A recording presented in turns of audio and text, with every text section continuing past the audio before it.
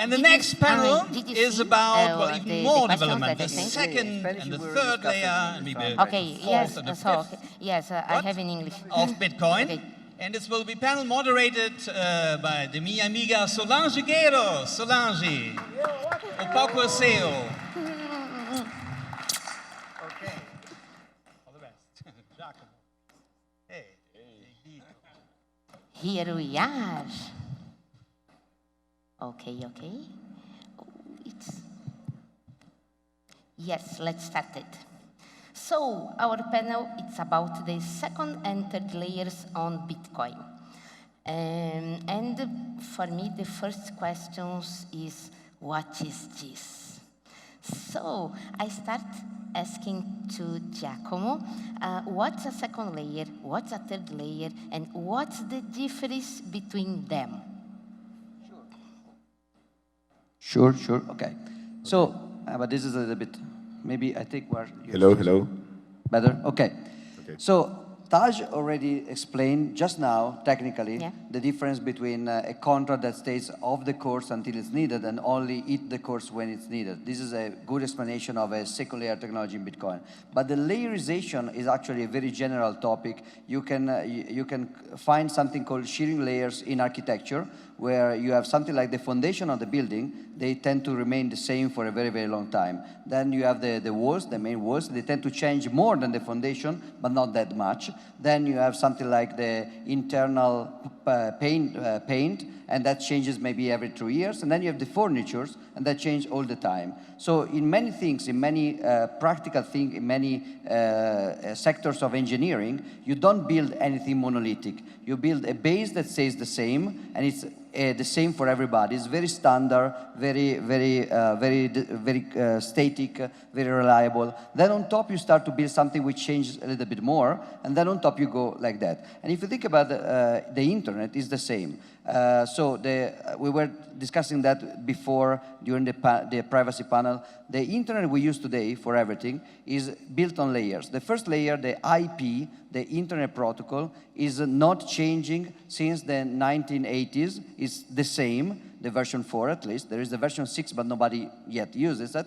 And it's very static, and also it's very common, is standard. Everybody uses the same internet protocol. It's not that one company will use one and the other company will use the other. There is convergence to use everybody the same layer. Then on top we have TCP, which is a direct connection because we don't want to send packages around the world every time we want to communicate, so we want to establish some routing channels, just like lightning channels in a way, to communicate faster. Then on top you have applications like HTTP for hypertext before, but now they're used for everything, or FTP or other kind of layers. So you have to imagine IP, TCP, then you have HTTP or FTP or other stuff like that. And on top you have something like Facebook or Twitter, which are platforms, which are proprietary platforms. And on top of Facebook, you may have some kind of Candy Crusher game.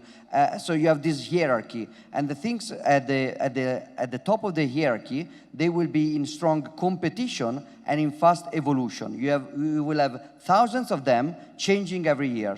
And when you go down, you may change the Facebook game, but not Facebook, because it has stronger network effect. You may even change Facebook eventually. I hope so. I suggest you to do so. But you will not change the web HTTP protocol. You may change that, but not TCP. And if you do, not IP, definitely. So this layerization is about building stuff that can be reliable in the foundations, but also very flexible in the high level. So in Bitcoin, Layer 2 is usually channels and routing, and Layer 3 is usually applications on top of that, like I think discrete log contracts, the stuff that Taj was just mentioning, could be called a Layer 3. If it's implemented on top of Lightning, could be a Layer 3 solution, and RGB tokens on Lightning or Omnibolt, they may be called Layer 3. Maybe even something like LN URL could be called Layer 3 solutions. Yes. Great, Giacomo. I know that some terms we are using here in all the conference, but I decided to start from the beginning to really explain the terms because we are using, but I'm not sure if all the beginners are understanding this. So because of this, we are starting with the beginning. And do you have anything to add on this? I think I, what I always use this analogy of the stack, to define why Bitcoin, in my opinion, is the foundations of a new internet of value or money. And that's a good way to understand, because the internet we have lived for the last 25, 30 years is the internet of information. But until Bitcoin came, we didn't have a way to create digital scarcity. And that's actually like the innovation that it's enabling, this internet of value to exist. Because now we have the capability of creating a scarce digital assets or rights. So that's the foundations. And as Giacomo explained, you want delegation of responsibilities. That's an architectural pattern, because when we created RSK, we did it with that purpose, to preserve the layer 1 and extend the capabilities without touching the layer 1. And it's an architectural decision. It's not a hack, like some people were thinking. It's like, and also in this, we need to understand that in decentralized blockchains or networks, but blockchains specifically, you have a trilemma, like where between security, scalability, and functionality. So you have to sacrifice, for example, functionality to have maximum security. That's what Bitcoin does. The scripting language, the programming language of Bitcoin is a push-down automata. It's a very limited scripting language on purpose, because that reduces the surface of attack and make the Bitcoin the most secure decentralized blockchain network. And the same with scalability. The scalability comes at a cost. High throughput blockchains accumulate a lot of data, then over certain years accumulate so much data that only enterprise servers can store and validate the network, like it's happening on Ethereum, for example, now. So if you have a multi-terabyte blockchain, then independent validation by the individuals is impossible. So this delegation of responsibilities is key to preserve the ethos of Bitcoin, of independent validation and true decentralization. So it's not a hack, it's actually an architectural choice. Great. Giacomo, no. Francisco, do you have something to add on this? Or we can go forward? About layer About realization. only the layers, yes. Yes, okay. I think the explanation of Diego and Giacomo are very, very accurate. And I think about different layers in a more technical way, because I've been working on protocols, on off-chain protocols. And many people talk about Lightning Network is a second layer on Lightning. People talk about blockchain, Bitcoin blockchain is the first layer, and off-chain protocols like Lightning are second layer. And other people think about stuff that you can build over Lightning, for example, channel factories or RGB, like third layers. And if you think about it, and you have to add more layers, like Giacomo says, for example, LNURL is over Lightning, and then that will be like this is over some layer, second layer. But then if you do something over RGB, this is, I don't know which number of layer, because it's over the third layer. So it's very difficult to talk about this, and people is making this concept to try to people understand it. And I think we are in a really very early stage that concepts are being building at the same time we are building all this stuff, all this software. So, if I may, very quickly, it's the layering. The layering analogy is a metaphor. Is something to think about something, but it's not literal. As you said, there was a discussion: are Rootstock, RSK, or Liquid layer 0.5? Or maybe they are a complex layer, like layer I. I mean, just use that as a mental image. It's not very accurate. There is this kind of stratification. Yes, I think we are still finding out the taxonomy, no? Because it's Exactly. true. It's like you could like say, for example, Lightning is layer 2 to Bitcoin conceptually because it's plugged in into Bitcoin directly. But conceptually, what it's bringing is payment channels, which is basically I lock certain amount of Bitcoin and then I start creating IOUs against that pool of Bitcoins that I can pay fractions of that original pool until the pool is depleted, and then I can replenish the pool and keep paying. And what that does is create efficiencies in the payment, because instead of hitting the blockchain, which is always expensive, for every payment, I can do like maybe 40 payments in this way, in a peer-to-peer fashion, so it never touches the blockchain, and I only will do another blockchain transaction when I want to replenish the channel. So that's how Lightning works. It's one specific functionality or capability that is a payment channel. But if you go to RSK, you have Lumino, that if you think about the layering model, is layer 3 to Bitcoin, because it's RSK is layer 2 to Bitcoin as well, and then it's payment channels as well. So we are seeing these concepts like we have off-chain payments. That's Lumino, Lightning, no? This concept. And of course, off-chain payments require an on-chain, like a blockchain underneath to anchor these payment channels. But yeah, as Giacomo said, then RSK is what? It's another blockchain anchored to a blockchain, so it's basically layer 0.5. But Yes, we don't have a question. taxonomy Yeah. for this yet. So we are like making names and abstractions You as can we use build. complex numbers with mathematical-oriented people, but only for them. Yes, it's very interesting because this is a question like, can we have a blockchain that's a layer that in another blockchain? We are talking about this. But I know that we are talking about Lightning, about RSK, but I'd like to have 1 minute of each only to explain what's RSK and what is Lightning in 1 minute. Okay. Okay, that's easy. So, so RSK is a secondary blockchain that is, the concept is defined as a sidechain as per Blockstream's paper. And conceptually, a sidechain is a secondary blockchain or that has Bitcoin as its native, or it has a currency from another blockchain as its native currency. So let's say that in the Bitcoin network, the Bitcoin asset is the native currency. In RSK doesn't have its own native currency. What it does is like creates a peg to the Bitcoin asset in the Bitcoin network. So that's why it's a sidechain, because that creates some level of economic alignment with the first blockchain. No? So that's that's the basic of a sidechain. Later we can dig deeper.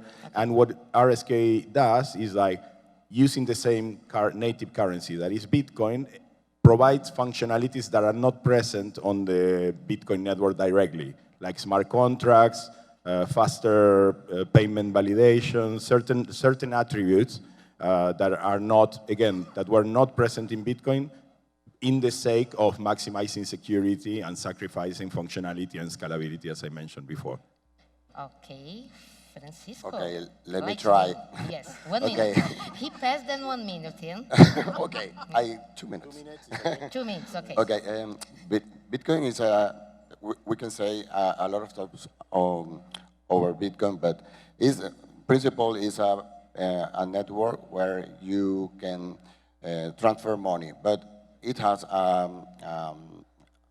something in its design that we need to wait for confirmation.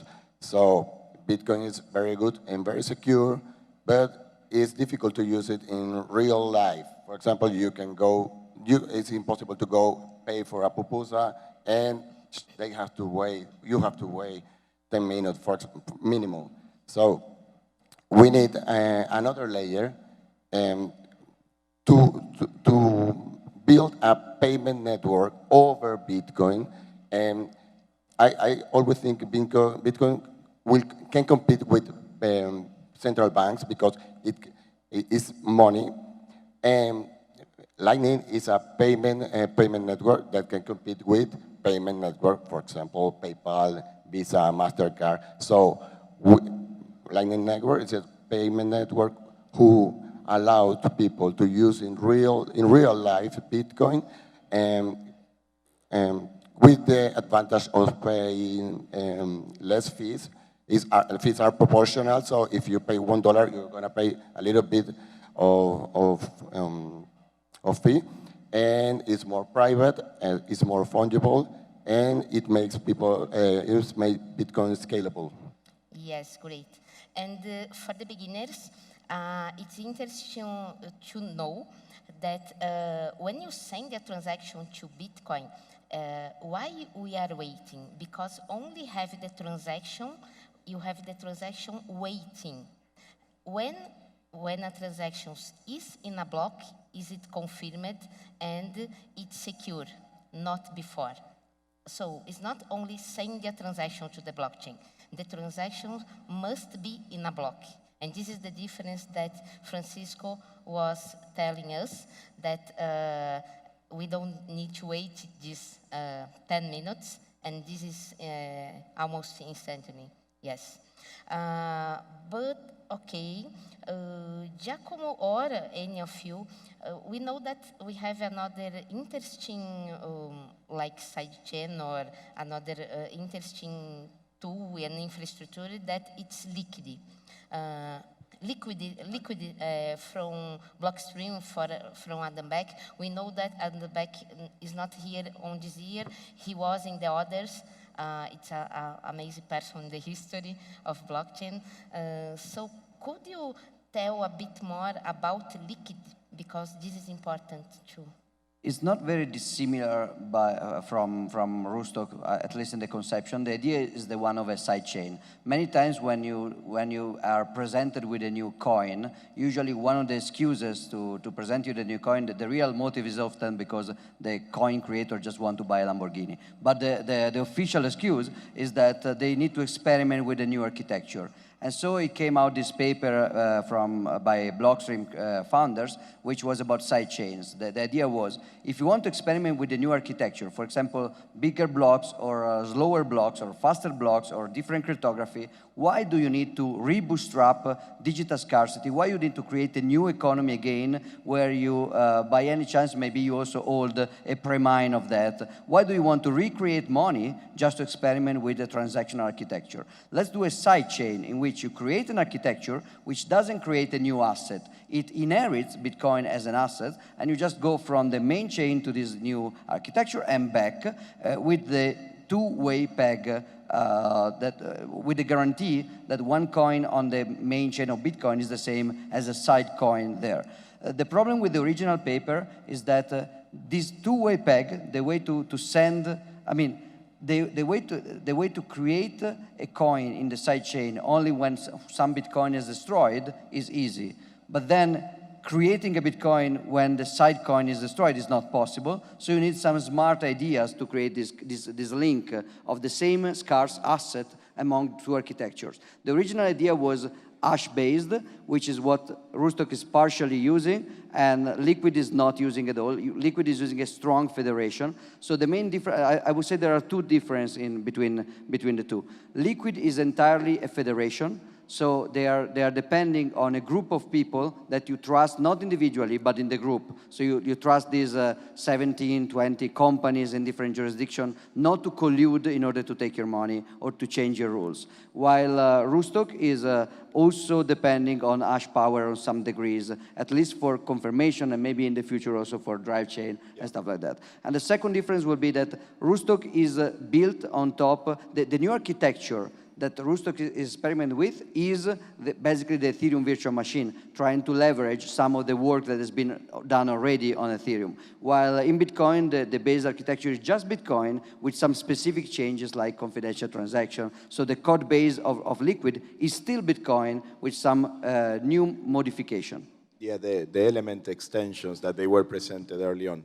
And one thing that is, I would say, the other thing I will, because you did a great job on defining, but one thing that it's very important on the Rootstock architecture that is different is like all the fees, Rootstock is merge mine, so the miners of Bitcoin are protecting some of the miners of Bitcoin. Now is 60% of the miners of Bitcoin are protecting both Bitcoin and Rootstock at the same time. So Rootstock now has 60% of the hashing power of Bitcoin protecting the blockchain.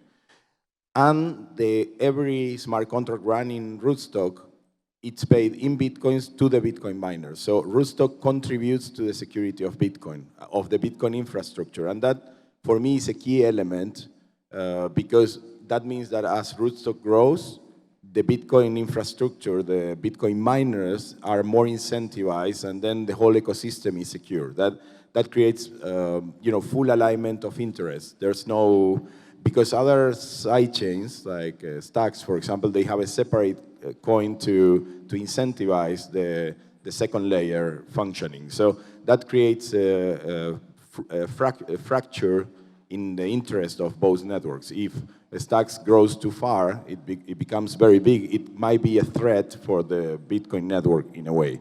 And I think that full alignment of interest is essential for the long term. In the short term, it doesn't matter because sidechains are so less relevant than the Bitcoin economy. But in the future, I think we want to keep that full alignment of interest because everything in decentralized networks is about game theory.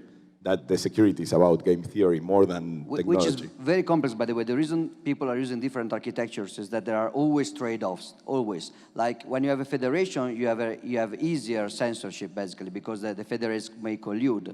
And also, when you have a federation, you may ask yourself if you still need a blockchain structure at all. And the possible answer is no, and you can just move to a Xiaomi Mint or other kind of architecture. In the merge mining situation, you have a system which is similar to Bitcoin, which doesn't depend on a federation, but you may create strange incentive for miners. You may change the profitability of mining in different ways that may not be obvious, and even drive chain, the idea to use mining to unlock the peg is also something super interesting and potentially dangerous. So there's a lot of experimentation to do. I think that's why sidechains haven't evolved so fast. Because of all these things. It's like the people who really knows the consequences of this is like taking the conservative approach. It's like we are trying to make sure that we don't create a threat for Bitcoin, but really an extensibility of Bitcoin that is fully aligned with Bitcoin success and growth. No? Yes. Diego, you'll be the last to talk now, okay? They must talk. So, we have a few time, so I'd like to ask how your solutions help the adoption of Bitcoin here in El Salvador. Francisco, first. I think first I need to, first I'm very happy because here people is using Lightning, and as I said, Lightning is for real life. Bitcoin is perfect. It's perfect for moving value, but Lightning is the perfect solution for the people, for go by pupusas or whatever. So for El Salvador and for any country, for real life, the solution is to use Lightning.